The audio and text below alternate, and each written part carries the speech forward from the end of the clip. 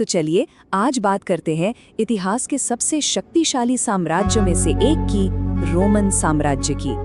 एक ऐसी कहानी जो आज भी सदियों बाद हमें हैरान कर देती है।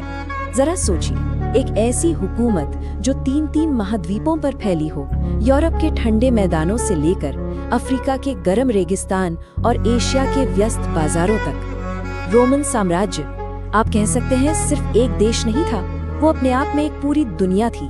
पर सवाल ये उठता है कि इतनी बड़ी, इतनी जटिल मशीनरी आखिर चलती कैसे थी?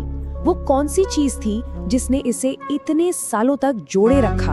और फिर वो कौन सी दरारें थीं जिनसे ये टूट कर बिखर गया? इन्हीं सवालों के जवाब ढूंढते हैं। रोम की पूरी कहानी असल में सत्ता के खेल की कहानी है। एक ऐसा खेल जहां तीन बड़े खिलाड़ी हमेशा एक दूसरे पर भारी पड़ने की फिराक में रहते थे। देखिए, एक तरफ था सम्राट जिसके पास सारी ताकत थी, दूसरी तरफ थी सीनेट यानी पुराने और अमीर खानदानों का गुट जो अपनी हैसियत बचाने में लगा था, और इन दोनों के बीच खड़ी थी ताकतवर सेना जो असल में ये तय करती थी कि सिंहासन पर कौन बैठेगा। और यही कहानी में एक बहुत बड़ा मोड़ आता है। पहले रोम एक गणराज्य था जहाँ कुछ अमीर परिवार मिलकर फैसले लेते थे, लेकिन फिर आया ऑगस्टस और सब कुछ बदल गया। अब फैसले लेने वाला सिर्फ एक आदमी था, सम्राट। ये एक जबरदस्त बदलाव था। तो बात सीधी सी है, सम्राट के सिर पर ताज था, सेनेट के पास सम्मान और विरासत थी, लेकिन असली ताकत वो सेना की तलवार में थी। जिसके साथ सेना खड़ी हो जाती, रोम उसी का हो जाता। खेल का सबसे बड़ा नियम यही था। अच्छा, तो राजनीति का ये खेल तो हमने समझ लिया। अब जरा ये देखते हैं कि इस विशाल साम्राज्य का इंजन कैसे चलता था, मतलब इसकी अर्थव्यवस्था और समाज कैसा था। पता है, रोमन सिर्फ महान योद्धा नहीं थे, वे कमाल के व्यापारी भी थे। इसका एक बढ़िया उदाहरण है ड्रेसल 20। ये एक खास किस्म का मर्तबान था जिसमें स्पेन से जैतून का तेल पूरी सल्तनत में भेजा जाता था। कमाल है ना? मतलब आज के शिपिंग कंटेनरों जैसा सिस्टम उन्होंने सदियों पहले ही बना लिया था। लेकिन इस सारी चमक दमक के पीछे एक बहुत ही अंधेरा सच भी था। ऑगस्टस के दौर में अकेले इटली की 75 लाख की आबादी में से 30 लाख लोग गुलाम थे। जी हाँ, 30 लाख, यानी हर 2.5 इंसान में से एक गुलाम। ये आंकड़ा वाकई परेशान करने वाला है।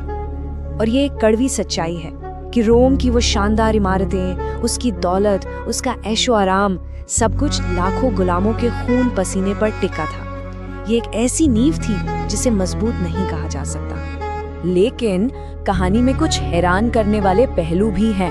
हम जैसा सोचते हैं उसके बिल्कुल उलट रोमन समाज में महिलाओं को कुछ ऐसे कानूनी और आर्थिक अधिकार मिले हुए थे जो उस जमाने के हिसाब से बहुत आगे थे।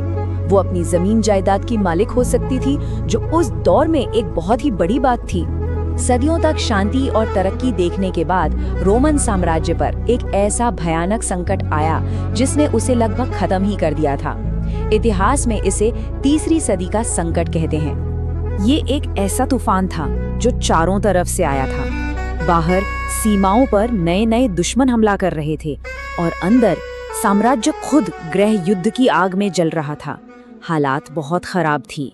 इस अंदरूनी लड़ाई का आलम ये था कि सोच कर देखिए, सिर्फ 47 सालों के अंदर 25 अलग अलग लोग खुद को सम्राट घोषित कर चुके थे। मतलब हर 2 साल में एक नया राजा।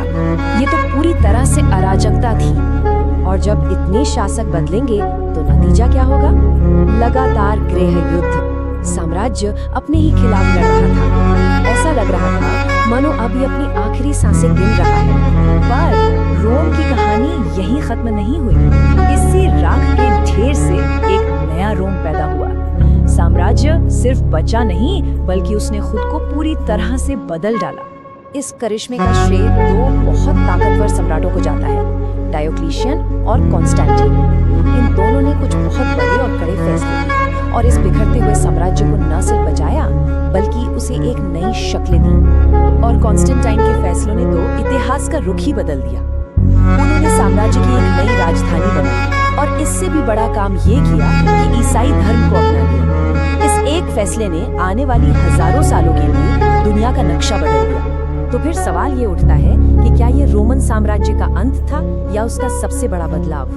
क्योंकि तीसरी सदी के संकट के बाद जो साम्राज्य सामने आया वो पहले वाले से बिल्कुल